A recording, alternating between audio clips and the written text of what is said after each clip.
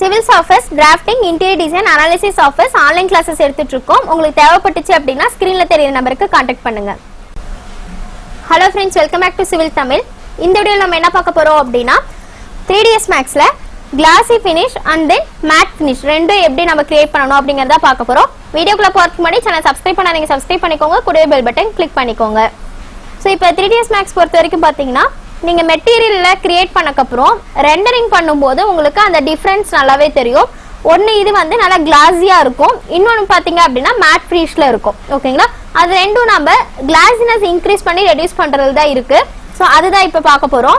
First ஒரு tea பாட் மட்டும் ரெண்டு இதுக்கு டிஃபரன்ஷியேட் பண்றதுக்காக கிரியேட் பண்ணிக்கிறேன். சோ இப்போ இந்த ரெண்டு டீ பாட் இருக்கு.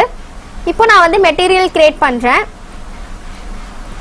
சோ இப்போ இந்த இதுல வந்து ப்ளூ கலர் அப்படியே இருக்கட்டும். இப்போ ரிஃப்ளெக்ட்ல வந்து நான் ஒரு இதுல வந்து 100 கொடுக்கறேன். 100 கொடுத்துட்டு இந்த இடத்துல நமக்கு ஆர் கிளாஸினஸ் அப்படினு இருக்கு இல்லையா, அந்த இடத்துல நான் வந்து 0.95 கொடுக்கறேன். சோ இப்போ பாத்தீங்க அப்படினா இந்த இதுல உங்களுக்கு மெட்டீரியல் இந்த ஒரு கிளாஸினஸோட இருக்கும். நெக்ஸ்ட் பாத்தீங்க அப்படினா இன்னொரு மெட்டீரியல் கிரியேட் பண்றேன். அதுல உங்களுக்கு ரிஃப்ளெக்ட் வந்து ஒரு 30 மட்டும் கொடுத்துக்கிறேன். சோ 30 கொடுத்துட்டு நெக்ஸ்ட் ஆர் கிளாஸினஸ்ல வந்து 0.8 கொடுக்கறேன். சோ 0.8 0.7 எதுனால நீங்க கொடுத்துக்கலாம். below 0.8 வந்து உங்களுக்கு வந்து மேட் ஃபினிஷ்ல வந்துரும். சோ இப்போ இத வந்து இந்த டீ பாட்க்கு அப்ளை பண்றேன். நெக்ஸ்ட் பாத்தீங்க அப்படினா ரெண்டாவது நம்ம கிரியேட் பண்ணோம்ல பிங்க், சோ அத வந்து இந்த இதுக்கு அப்ளை பண்ணிருக்கேன். ஓகேங்களா? சோ இப்போ நமக்கு இந்த மெட்டீரியல்லே பாத்தீங்கன்னா உங்களுக்கு அந்த டிஃபரன்ஸ் தெரியும். இதுல வந்து கிளாஸி மேட் ஃபினிஷ்க்கு பாத்தீங்க அப்படினா இந்த மாதிரி கிரியேட் பண்ணிருக்கேன். ஓகேங்களா? இப்போ நாம ஜஸ்ட் நார்மலா ரெண்டர் செட்டிங்ஸ் எதுமே கிரியேட் பண்ணாம நார்மல் ரெண்டரிங் தான் போடுறேன். டைரக்டா ரெண்டரிங் பட்டன் கிளிக் பண்றேன். இதுலயே உங்களுக்கு அந்த டிஃபரன்ஸ் நல்லாவே தெரியும். இதுல உங்களுக்கு கிளாஸி லுக் இருக்கும். இதுல பாத்தீங்க அப்படினா ஒரு நார்மலா டெக்ஸ்சர் எப்படி அப்ளை பண்ணுவோமோ அந்த மாதிரி இருக்கும். ஓகேங்களா?